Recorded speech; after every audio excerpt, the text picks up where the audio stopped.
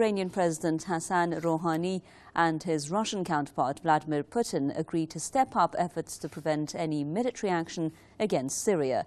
In a telephone conversation, the two presidents stressed that any use of military force against another country without a UN mandate is a blatant violation of international law. Putin and Rouhani agreed that any use of chemical weapons is unacceptable and emphasized that the Syrian crisis must be resolved only through diplomatic means. Meanwhile, the commander of Iran's Islamic Revolution Guards Corps, Mohammad Ali Jafari, is warning that the U.S. will face another Vietnam if it attacks Syria. The commander said America's new warmongering will cost the demolition of Israel.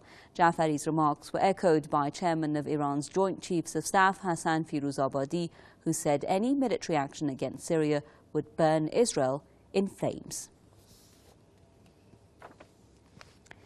Dr. Webster Griffin Tarpley is an author and historian. With me now on the line from Washington. Let's get his thoughts. Now, Mr. Tarpley, what we're hearing very recently, just now, is President Barack Obama saying that though the United States has still not decided that it's going to strike, it has, quote, concluded that the Syrian government used chemical weapons and that even if it doesn't have the UN mandate or the support of its allies, it is willing to strike.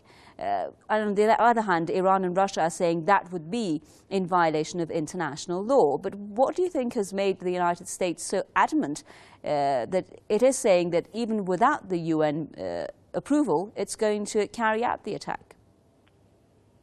I think there was a moment of great fear in the State Department when they realized that they had no influence on what was happening in Egypt, which they did not like.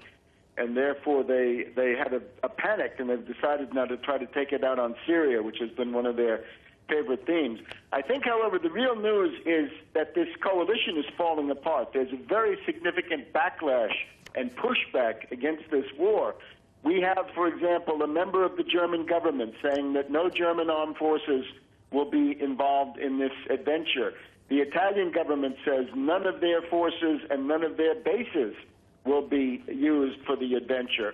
Jordan, at least verbally, says that they will not allow their territory to be used for these attacks. The Austrian government says there will be no overflights. They've denied the use of their airspace to NATO, and they've also condemned the idea of action without the UN Security Council.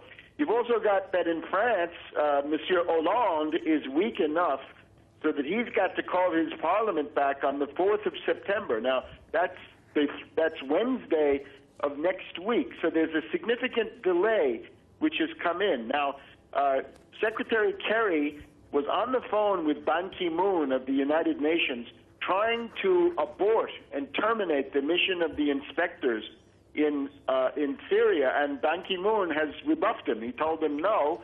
And Dr. Tarpley, sorry for jumping in here, just very quickly. Just very quickly before we run out of time, the issue of chemical weapons, the UN's role in here, the United States' role in here. A lot of people are saying if the US has, quote, concluded that chemical weapons have been used by the Syrian government, it is sure about it, why isn't it giving proof or evidence? Do you think that the US doesn't have that evidence? The proof comes from the Israelis. The so-called intercepts of the Syrian military cable traffic is things made up by the Mossad and the IDF. The big problem for Obama right now is that the British government, Cameron, his great friend, they have been blocked by the Labour Party. They will not get their vote tomorrow.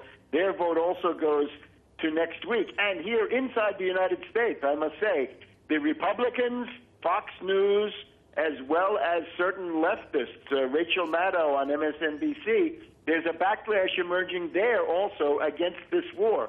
The American people, of course, horrified by this, sick of war, looking for a way out. So it looks to me like there's a very, very broad and robust pattern of the world saying no to this act of senseless aggression. And I think Obama is in an increasingly weak position. It can be stopped. Yes. Dr. Webster Griffin Tarpley, author and historian, with us there on the line from Washington. Thank you very much.